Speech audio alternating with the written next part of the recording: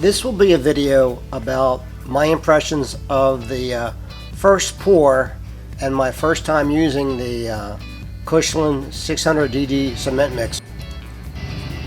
I did a fair amount of research, and before I decided on this mixer there were several reasons why I decided on this.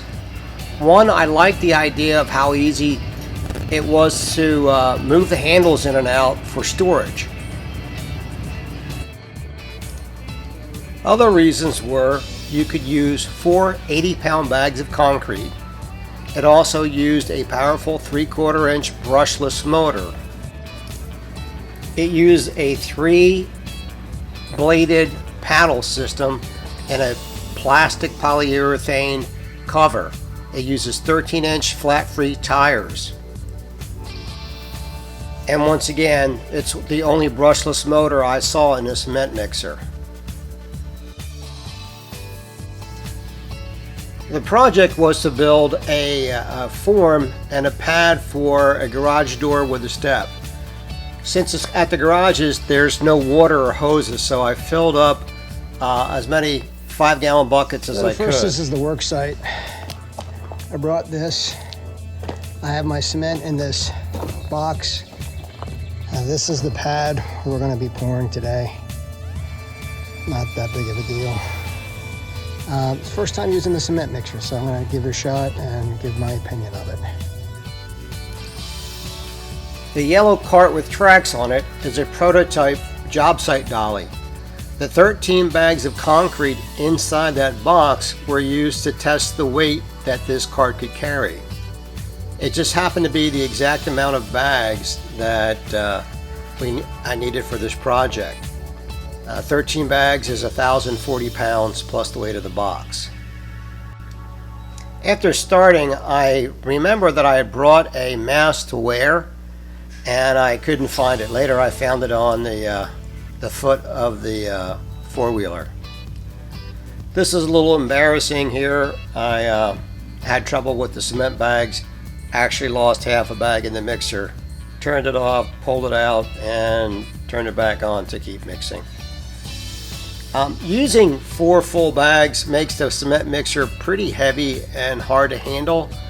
I ended up using mostly 3.5 bags.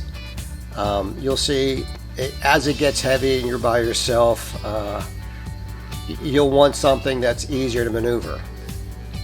I made this little bit of thing to add a little bit of water.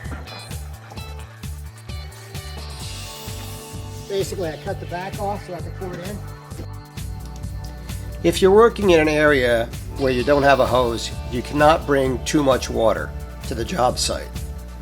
One of the issues was between mixes, pouring water in to try and keep the blades clean. I'm not sure how level the ground was, but it seemed to mix a little better, slightly tilted forward. And here you can see it's a little bit of an issue moving it.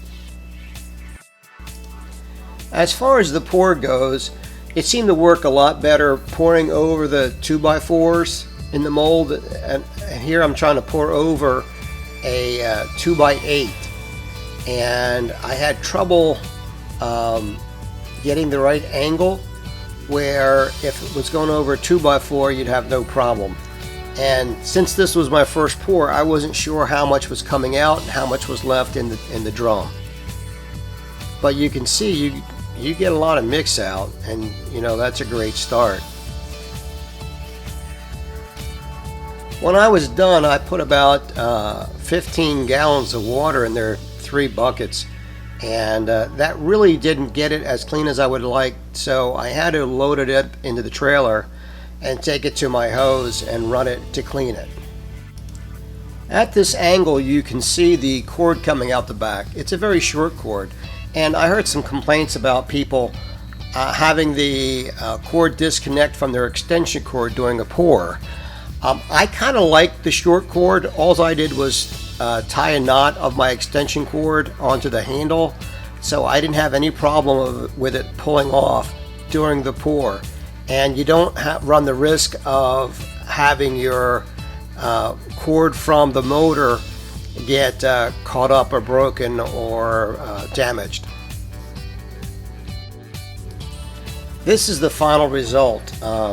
This is the second pad that I've done, and after the first pad I wanted to get a mixer. I've done a lot of research and I was very pleased with the Kushlan 600DD mixer.